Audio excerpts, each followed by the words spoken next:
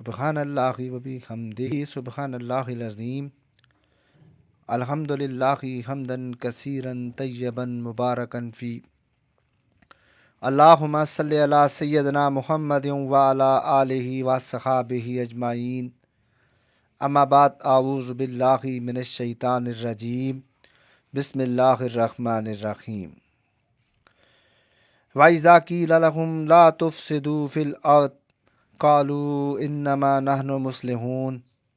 أَلَا إِنَّهُمْ هُمُ الْمُفْسِدُونَ وَلَكِنْ لَا يَشْعُرُونَ وَإِذَا قِيلَ لَهُمْ آمِنُوا كَمَا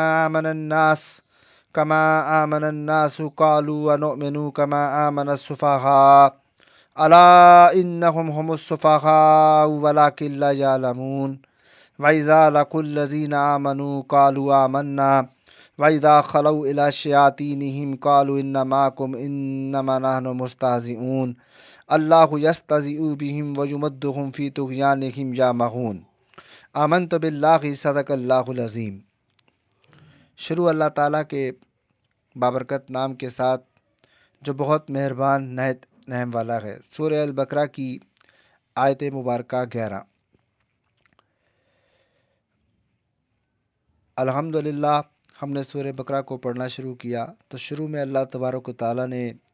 ایمان والے متقین مومنین کی صفات کا ذکر کیا۔ اس کے بعد اللہ تبارک و تعالیٰ نے کافروں کا ذکر کیا، اور اب یہاں پر تفصیل کے ساتھ منافقین کا ذکر ہے۔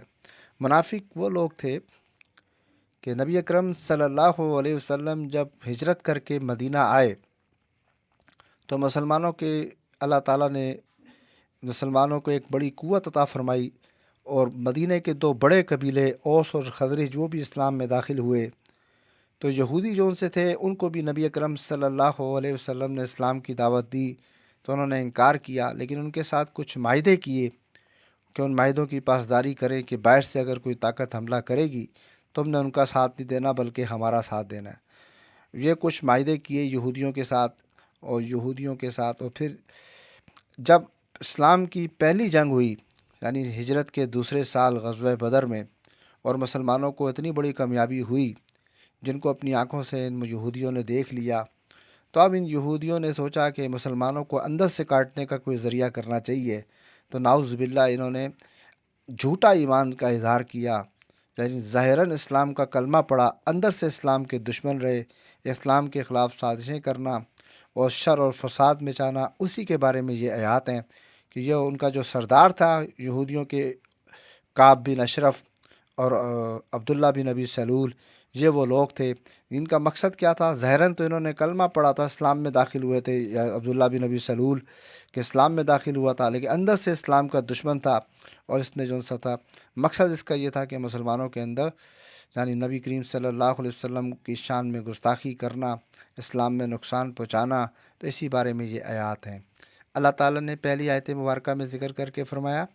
کہ وَإِذَا قِيلَ، اور جب کہا جاتا ہے، لَهُمْ، ان سے، لَا تُفْسِدُوا فِي الْأَرْضِ، کہ نہ فساد کرو زمین میں، تو قالوا، تو یہ کہتے ہیں، انما نحن مصلحون، کہ بے شک ہم تو اصلاح کرنے والے ہیں، تو الا، تو جان لو، انہم، کہ بے شک وہ، ہم المفسدون، وہی فساد کرنے والے ہیں، ولکن لا یشعرون، لیکن وہ شعور نہیں رکھتے۔ پہلی بات تو اللہ تعالیٰ نے پہلے بھی منافقین کے متعلق یہ بات گزری تھی کہ لوگوں میں سے بعض لوگ ایسے ہیں جو کہتے ہیں کہ ہم ایمان لائے اللہ پر اور آخرت کے دن پر، تو اللہ تعالیٰ نے فرمایا تھا وما ہم بمؤمنین، وہ ایمان والے نہیں ہیں،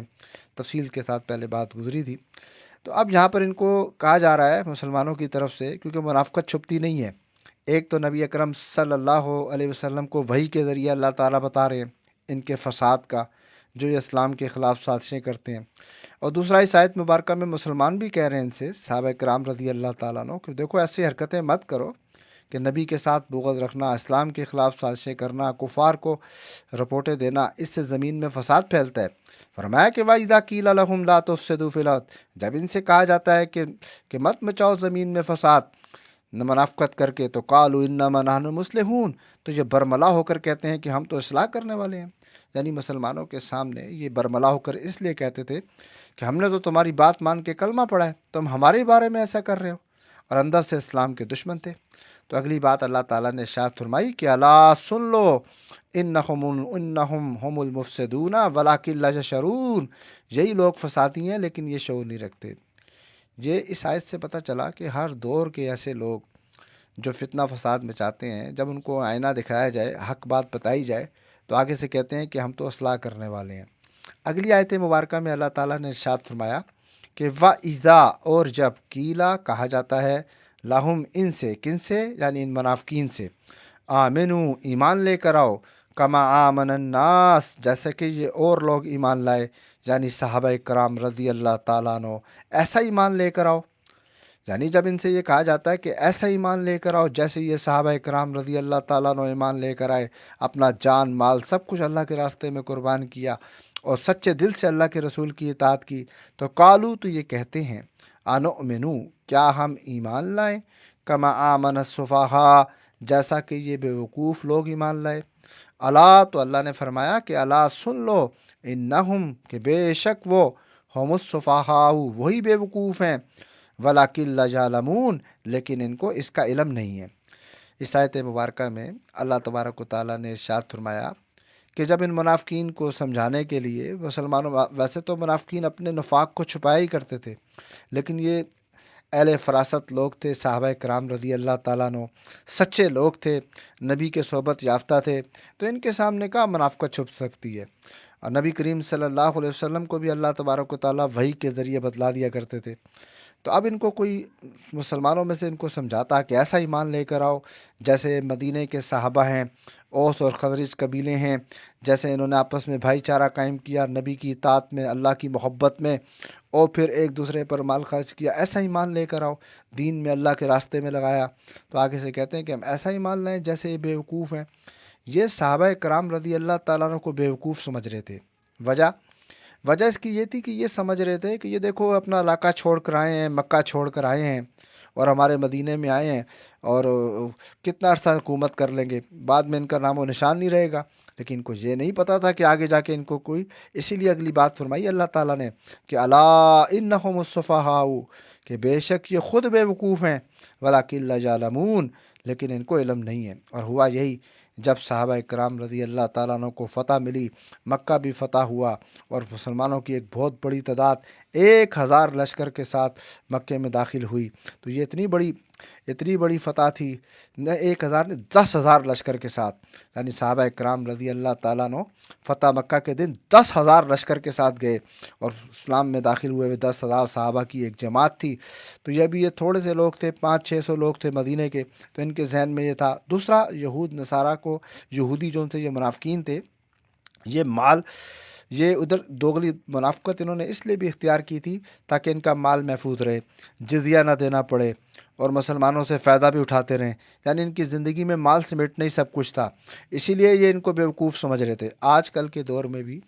جو لوگ دنیائی کو سب کچھ سمجھتے ہیں، وہ ایسے لوگوں کو جو دین کی خدمت میں لگے ہوئے ہیں یا دین کے کام کو اہمیت دیتے ہیں، تو ان کو بیوقوف سمجھتے ہیں اور اس کو سمجھدار، جبکہ نبی اکرم صلی اللہ علیہ وسلم نے فرمایا کہ سب سے زیادہ سمجھدار اور سب سے زیادہ ہوشیار شخص، حدیث پاک کا مفہوم ہے کہ وہ ہے جو اللہ تعالیٰ کی عبادت کرے اور اپنی آخرت کی تیاری میں لگے۔ اللہ ہمیں توفیق عطا فرمائے۔ اور بھی دوسرا، اس آیت مبارکہ سے یہ پتہ چلا کہ اس دور کے جو منافق لوگ تھے، وہ صحابہ کرام رضی اللہ تعالیٰ عنہ کی شان میں گستاخی کر رہے ہیں نا، ان کو بیوقوف سمجھ رہے ہیں۔ آج کے بھی جو منافق قسم کے لوگ ہیں، وہ اللہ کے نیک بندوں کو برا بھلا کہتے ہیں، بعض صحابہ کرام کی شان میں بھی گستاخی کرتے ہیں۔ آج کل کے دور میں بھی ایسے لوگ موجود ہیں، اللہ معاف فرمائے۔ اگلی بات فرمائی اللہ تعالیٰ نے ان منافقین کے حوالے سے، وَإِذَا لَقُوا الَّذِينَ، اور جب یہ لوگ ملاقات کرتے ہیں آمنو، ایمان والوں سے، وَإِذَا لَقُوا الَّذِينَ آمَنُوا، جب یہ لوگ ملتے ہیں ایمان والوں سے، یعنی صحابہ کرام رضی اللہ تعالیٰ عنہ کی مبارک جماعت سے، تو قالوا، تو پھر کہتے ہیں، آمنا، ہم ایمان لائے، یعنی مسلمانوں کے سامنے آتا کہ دم بھرتے ہیں کہ ہم نے اسلام قبول کیا۔ وَإِذَا خَلَوْا، اور جب خلوت میں جاتے ہیں،